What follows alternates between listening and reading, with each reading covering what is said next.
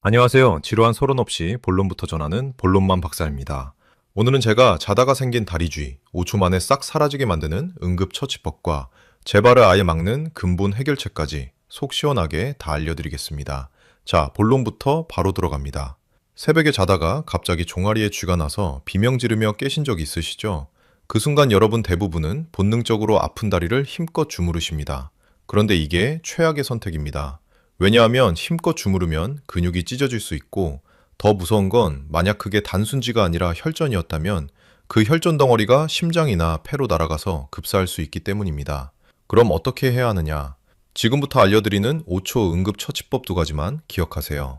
첫 번째, 인중을 세게 꼬집으세요. 왜 인중이냐? 이게 관문조절설이라는 과학적 원리인데요. 우리 뇌는 한 번에 하나의 통증 신호만 처리합니다. 인중을 세게 꼬집으면 뇌가 종아리 통증 대신 인중 통증에 집중하면서 다리 쪽 통증 회로가 잠시 차단됩니다. 그 틈을 타서 두 번째 동작을 하셔야 합니다. 두 번째, 발끝을 몸쪽으로 당기세요. 이게 X 스트레칭입니다. 종아리 근육이 수축해서 쥐가 난 거니까 반대 방향으로 늘려주면 근육이 이완되면서 경련이 풀립니다. 앉아서 다리를 쭉 펴고 발끝을 몸쪽으로 천천히 당기세요. 급하게 확 당기면 또 근육 다치니까 천천히 5초 동안 부드럽게 당깁니다. 제가 진료실에서 만난 70대 환자분이 계셨어요. 새벽에 쥐가 나서 너무 아프니까 남편분이 종아리를 있는 힘껏 주물러줬대요. 그 순간은 시원한 것 같았는데 다음날 아침에 일어나니까 종아리가 시퍼렇게 멍들고 걷지도 못할 정도로 아프셨답니다. 응급실 오셔서 초음파 찍어보니 근육 일부가 찢어져 있었어요. 주무르는 게 아니라 찢은 겁니다. 그래서 다시 한번 강조합니다. 쥐 났을 때 절대 힘껏 주무르지 마세요. 인중 꼬집고 발끝 당기세요. 이 2가지만 기억하시면 5초 안에 통증이 사라집니다. 그런데 여기서 한 가지 더 알려드릴 게 있어요. 쥐가 풀린 직후에도 종아리를 바로 쓰시면 안 됩니다. 근육이 아직 완전히 회복된 게 아니거든요. 쥐가 풀리고 나서 최소 5분 정도는 다리를 쭉 펴고 앉아서 휴식을 취하세요. 그 다음에 천천히 일어나서 걸으셔야 재발을 막을 수 있습니다. 그리고 쥐가 난 직후에는 따뜻한 물수건을 종아리에 5분 정도 대고 계시면 근육이 더 빨리 이완됩니다. 자, 그런데 여기까지만 보고 영상 끄시면 절대 안 됩니다. 지금 배우신 건 응급처치일 뿐입니다. 쥐가 왜 나는지, 어떻게 하면 아예 안 나게 만드는지 근본 해결책은 지금부터입니다. 그리고 어떤 분들은 이게 단순 쥐가 아니라 혈전 때문에 급사할 수도 있으니까 영상 끄지 마시고 꼭 끝까지 보세요. 쥐가 나는 이유 첫 번째, 바로 심부정맥 혈전증입니다. 여러분, 다리에 쥐가 났을 때 대부분 그냥 근육이 뭉쳤거니 하고 넘어가시죠? 그런데 이게 단순 근육 경련이 아니라 혈관 속에 피떠, 그러니까 혈전이 생긴 거라면 이야기가 완전히 달라집니다. 왜냐하면 이 혈전 덩어리가 다리 혈관에서 떨어져 나와 심장을 거쳐 폐동맥으로 날아가면 폐색전증이라는 병이 생기는데, 이건 몇 분 안에 급사할 수 있는 시한폭탄이기 때문입니다. 제가 몇 년 전에 진료실에서 만난 60대 남성 환자분이 계셨어요. 유럽 여행 다녀오셨는데 비행기에서 10시간 넘게 앉아 계셨대요. 여행 끝나고 집에 오니까 오른쪽 종아리가 좀 뻐근하고 퉁퉁 부어 있더래요. 그런데 그냥 오래 앉아서 그런가 보다 하고 파스 붙이고 주무르고 계셨답니다. 그러다가 사흘째 되는 날 갑자기 숨이 안 쉬어지고 가슴이 찢어지듯 아파서 119 부르셨어요. 응급실에서 CT 찍어보니 폐동맥에 혈전이 꽉 막혀 있었습니다. 다행히 빨리 오셔서 응급치료로 살리긴 했는데 조금만 늦었으면 정말 위험했던 케이스였어요. 그럼 단순 쥐와 혈전을 어떻게 구분하느냐? 3가지만 체크하세요. 첫째, 한쪽 다리만 유독 퉁퉁 붓고 붉게 변했는가? 단순 쥐는 양쪽 다리에 비슷하게 오는데 혈전은 한쪽 다리에만 집중적으로 생깁니다. 둘째, 쥐를 손으로 만졌을 때 열감이 느껴지는가? 염증이 생긴 거니까 만지면 뜨겁습니다. 셋째, 발끝을 몸쪽으로 당길 때 종아리 속이 칼로 찌르듯 아픈가? 이것을 호만스 징후라고 하는데 혈전이 있을 때 나타나는 전형적인 신호입니다. 이 3가지 중에 하나라도 해당되면 절대 주무르지 마시고 당장 응급실 가세요. 주무르는 순간 혈전이 떨어져 나가서 폐로 날아갈 수 있습니다. 특히 장거리 비행이나 버스 여행 다녀오신 후에는 더 주의하셔야 합니다. 오래 앉아있으면 다리 정맥에 혈액이 고여서 혈전이 생기기 쉽거든요. 이것을 이코노미 증후군이라고 합니다. 비행기 안에서 3시간 이상 움직이지 않고 앉아 계시면 혈전 발생 위험이 급격히 올라갑니다. 그래서 장거리 여행 때는 1시간마다 일어나서 화장실이라도 다녀오세요. 그리고 물을 자주 드셔야 혈액이 끈적해지지 않습니다. 커피나 술은 탈수를 유발하니까 물로 드세요. 쥐가 다 나는 이유 2번째, 바로 신경 브레이크 고장입니다.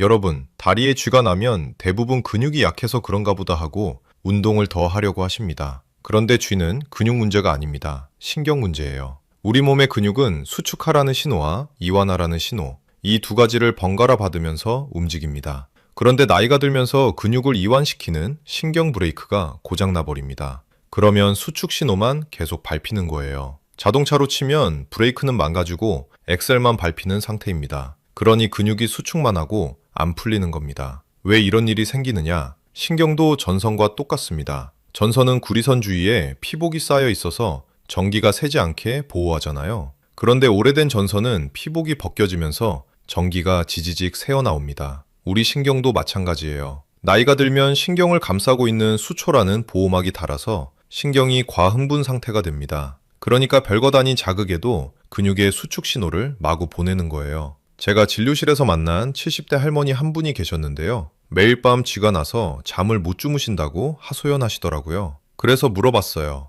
혹시 손발이 저리거나 시린 적 있으세요? 그랬더니 손끝 발끝이 찌릿찌릿하고 겨울도 아닌데 양말 2겹씩 신어야 한다고 하시더라고요. 이건 전형적인 말초신경병증 증상입니다. 신경이 망가진 거예요. 비타민 B 복합제를 3개월 드시게 했더니 쥐도 줄고 손발 저림도 많이 나아지셨어요. 그래서 근본 해결책은 신경 회복입니다. 신경을 회복시키는 영양소는 비타민 B, 특히 B1, B6, B12입니다. 이 세 가지가 신경 수초를 재생시키고 신경 브레이크를 고쳐줍니다. 아무리 마그네슘을 많이 먹어도 신경이 망가져 있으면 쥐는 계속 납니다. 신경부터 고치셔야 합니다. 그런데 비타민 B 드실 때 한 가지 주의할 점이 있어요. 비타민 B는 수용성이라서 몸에 저장이 안 됩니다. 그래서 한꺼번에 많이 드시는 것보다 매일 조금씩 꾸준히 드시는 게 훨씬 중요해요. 하루 한 알씩 아침 식사 후에 물과 함께 드세요. 공복에 드시면 속이 쓰릴 수 있으니까 꼭 밥 먹고 드시고요. 그리고 효과는 바로 나타나지 않습니다. 신경 회복은 최소 2주에서 4주 걸리니까 일주일 먹어보고 안 듣는다고 끊지 마시고 최소 한 달은 꾸준히 드세요. 쥐가 나는 이유 세 번째, 바로 간 기능 저하입니다. 여러분, 간이 다리쥐랑 무슨 상관이냐고 생각하시죠? 그런데 간은 우리 몸의 정수기 필터입니다. 정수기 필터가 막히면 물에서 냄새나고 찌꺼기 나오잖아요. 간도 똑같아요. 간 기능이 떨어지면 몸속 독소를 제대로 못 걸러내서 혈액 속에 암모니아 같은 독소가 쌓입니다. 이 독소가 신경을 자극해서 다리에 쥐를 일으키는 겁니다. 실제로 간경화 환자분들 보면 밤마다 다리에 쥐가 나서 고생하시는 분들이 정말 많아요. 그런데 술을 전혀 안 드시는 분들도 간 기능이 나쁜 경우가 많습니다. 바로 지방간 때문이에요. 제가 진료실에서 만난 60대 남자 환자분이 계셨는데요. 술은 1년에 한두 번밖에 안 드신다는데 밤마다 종아리에 쥐가 나서 오셨어요. 혈액 검사를 해봤더니 간 수치가 높게 나왔습니다. 초음파 찍어보니 지방간이 심하셨어요. 탄수화물을 워낙 좋아하셔서 밥도 2공기씩 드시고 빵이며 과자도 자주 드셨대요. 이런 분들은 술 안 마셔도 간에 지방이 쌓여서 간 기능이 떨어집니다. 식단 조절하시고 타우린 보충제 드리면서 지방간 관리했더니 3개월 만에 쥐가 거의 안 난다고 하시더라고요. 그럼 간을 어떻게 회복시키느냐? 타우린입니다. 타우린은 간세포를 보호하고 간에 쌓인 지방을 빼주는 역할을 합니다. 타우린이 가장 많이 들어있는 음식이 뭐냐? 바로 오징어하고 조개예요. 오징어 한 마리에 타우린이 약 1000mg 들어있고 바지락 조개 한 접시면 하루 필요량 충분히 채웁니다. 비싼 타우린 영양제 사드시지 마시고 시장 가셔서 오징어나 조개 사다가 일주일에 2~3번만 드세요. 간 해독되면서 쥐도 자연스럽게 줄어듭니다. 그리고 간 건강을 위해서 피하셔야 할 게 있어요. 바로 과당입니다. 과일도 좋지만 과일 주스나 액상과당 들어간 음료수는 간에 지방을 쌓이게 만듭니다. 특히 저녁 늦게 과일 드시는 분들 많으신데 과일도 당분이니까 저녁 8시 이후에는 드시지 마세요. 간이 밤에 해독 작업을 해야 하는데 당분 처리하느라 정작 해독을 제대로 못합니다. 쥐가 나는 이유 네 번째, 바로 마그네슘만으로는 부족하기 때문입니다.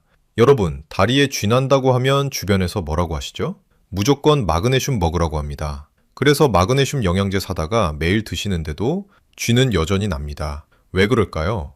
마그네슘은 근육을 이완시키는 부품일 뿐입니다. 그런데 그 부품을 끼워 넣어서 작동시키는 신경 수리공이 없으면 아무 소용이 없어요. 자동차 타이어가 펑크 났다고 칩시다. 새 타이어는 있는데 타이어를 갈아 끼울 정비공이 없으면 어떻게 됩니까? 차는 여전히 못 움직이죠. 마그네슘이 타이어라면 비타민 B는 정비공입니다.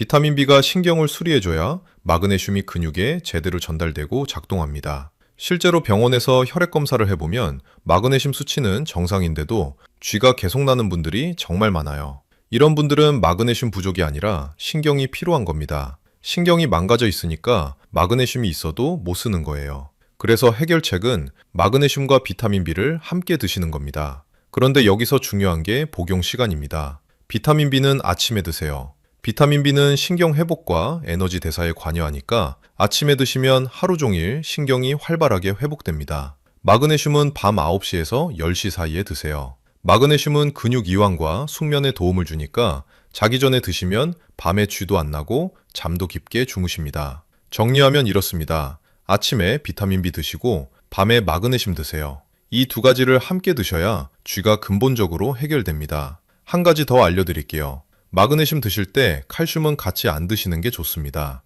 칼슘하고 마그네슘을 동시에 먹으면 서로 흡수를 방해합니다. 만약 칼슘 영양제도 드시는 분이라면 칼슘은 아침에, 마그네슘은 밤에 드세요. 시간을 최소 6시간 이상 띄워야 흡수율이 좋아집니다. 그리고 마그네슘은 변을 무르게 만들 수 있으니까 처음 드실 때는 절반만 드시다가 몸이 적응하면 용량을 늘리세요. 갑자기 많이 드시면 배탈 날 수 있습니다. 자, 여기까지 들으셨으면 쥐가 나는 진짜 이유와 근본 해결책은 다 아신 겁니다.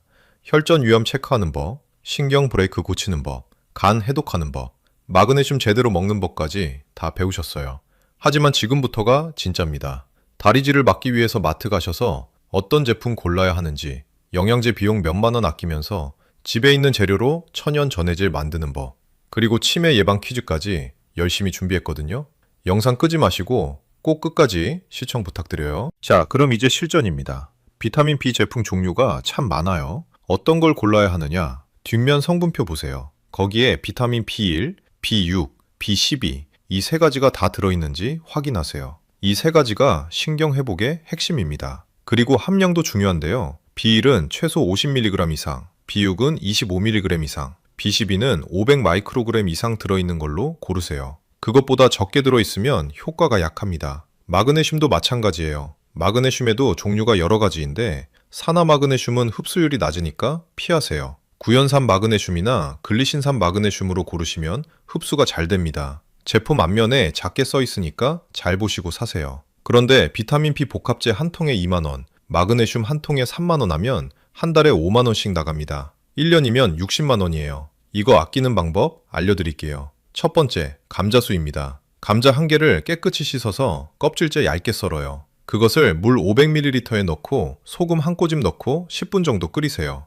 이 물에 마그네슘하고 칼륨이 엄청 많이 녹아 나옵니다. 하루에 한 컵씩 드시면 천연 전해질 보충제예요. 마그네슘 영양제 한 달치 값이면 감자 한 망 사서 석 달은 드실 수 있습니다. 두 번째, 오징어랑 조개예요. 아까 본론에서 말씀드렸죠? 타우린이 간 해독에 좋다고요. 시장 가시면 오징어 한 마리에 몇천 원이고 바지락 조개 한 봉지에 5천 원도 안 합니다. 이것을 일주일에 두세 번만 드셔도 타우린 영양제 안 사셔도 됩니다. 타우린 영양제 한 통에 4만 원씩 하는데 그 돈 아껴서 신선한 해산물 드시는 게 훨씬 낫습니다. 세 번째, 잠자리 꿀팁입니다. 이불 너무 두껍거나 무거우면 다리 혈액순환이 안 됩니다. 가벼운 이불로 바꾸세요. 그리고 발목 아래에 낮은 베개 하나 받쳐서 주무세요. 다리를 심장보다 살짝 높게 해주면 혈액이 심장으로 잘 돌아가서 쥐날 확률이 확 줄어듭니다. 베개 하나면 되니까 돈 한 푼 안 듭니다. 그럼 이제 당장 내일부터 실천하실 수 있는 루틴 알려드릴게요. 제일 먼저 오늘 밤부터 바로 하실 수 있는 거 두 가지만 하세요. 자기 전에 발목 아래 낮은 베개 받치고 무거운 이불 덮고 주무셨으면 가벼운 이불로 바꾸세요.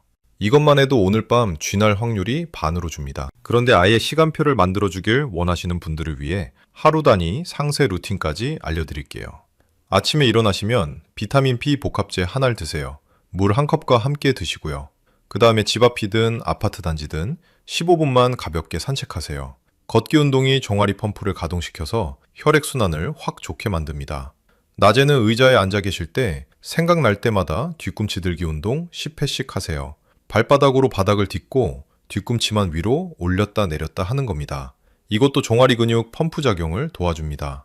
저녁 식사 때는 일주일에 두세 번 정도 오징어나 조개 반찬 하나씩 올리세요. 간 해독에 좋습니다. 밤 9시에서 10시 사이에 마그네슘 하나를 드시고요. 자기 전에 발목베개 받치고 가벼운 이불 덮고 주무시면 됩니다. 이렇게만 하시면 일주일 안에 쥐나는 횟수가 확 줄어듭니다.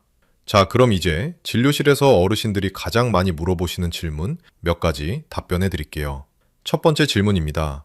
쥐났을 때 찬물에 담그는 게 좋나요? 따뜻한 물에 담그는 게 좋나요? 따뜻한 물이 정답입니다. 찬물은 근육을 더 수축시켜서 경련을 악화시킵니다. 쥐가 나면 따뜻한 물에 발을 담그거나 따뜻한 수건으로 종아리를 감싸주세요. 혈관이 확장되면서 근육이 이완됩니다. 두 번째 질문입니다. 쥐가 자주 나면 치매 위험이 높나요? 직접적인 연관은 없습니다. 하지만 쥐 때문에 잠을 자주 깨면 수면의 질이 떨어지고 수면 부족이 쌓이면 뇌 건강에 악영향을 줄 수 있습니다. 그리고 쥐가 자주 난다는 건 혈관 건강에 안 좋다는 신호일 수 있고요. 혈관 건강과 뇌 건강은 연결돼 있으니까 쥐를 방치하지 마시고 적극적으로 관리하세요. 세 번째 질문입니다. 하지불안 증후군과 쥐는 어떻게 다른가요? 쥐는 근육이 딱딱하게 뭉치면서 극심한 통증이 옵니다. 만져보면 근육이 돌덩이처럼 단단해요. 반면에 하지불안 증후군은 벌레가 기어가는 듯한 불쾌한 느낌이 특징이고 근육이 뭉치지는 않습니다. 그리고 하지불안 증후군은 다리를 움직이면 즉시 나아지는데 쥐는 움직인다고 나아지지 않습니다. 네 번째 질문입니다. 허리디스크와 다리쥐는 어떻게 구별하나요? 허리디스크는 다리가 찢어지듯 당기는 방사통이 특징입니다. 허리에서 엉덩이, 허벅지, 종아리까지 전기가 오듯 찌릿하게 내려갑니다. 쥐는 종아리 한 부분만 국소적으로 뭉칩니다. 그리고 허리디스크는 허리를 앞으로 숙이거나 기침할 때 다리 통증이 심해지는데 쥐는 그런 거 없습니다. 자, 그럼 이제 정말 중요한 얘기 하나 하겠습니다. 다리에 쥐가 났을 때 이런 증상이 하나라도 있으면 절대 집에서 버티지 마시고 당장 응급실 가셔야 합니다. 첫째, 한쪽 다리만 유독 퉁퉁 붓고 붉게 변했을 때입니다. 양쪽 다리가 아니라 오른쪽이든 왼쪽이든 한쪽만 부었다는 건 혈전 가능성이 높습니다. 둘째, 종아리를 손으로 만졌을 때 열감이 느껴지고 스치기만 해도 비명이 나올 만큼 아플 때입니다. 이건 혈관 속에 염증이 생겼다는 신호예요. 셋째, 발끝을 몸쪽으로 당길 때 종아리 속이 칼로 찌르듯 아플 때입니다. 이것을 호만스 징후라고 하는데 심부정맥 혈전증의 전형적인 신호입니다. 넷째, 다리 통증이 있은 후에 갑자기 숨이 안 쉬어지거나 가슴이 찢어지듯 아플 때입니다. 이건 혈전이 폐로 날아간 겁니다. 몇 분 안에 급사할 수 있으니까 119 바로 부르세요. 이 네 가지 증상 중에 하나라도 해당되면 절대 주무르거나 파스 붙이지 마시고 즉시 응급실 가셔야 합니다. 자, 그럼 오늘 배운 내용 제대로 이해하셨는지 치매 예방 퀴즈 하나 내드릴게요. 문제 나갑니다. 다리에 쥐가 났을 때 가장 먼저 해야 할 일은 힘껏 주무르는 것이다.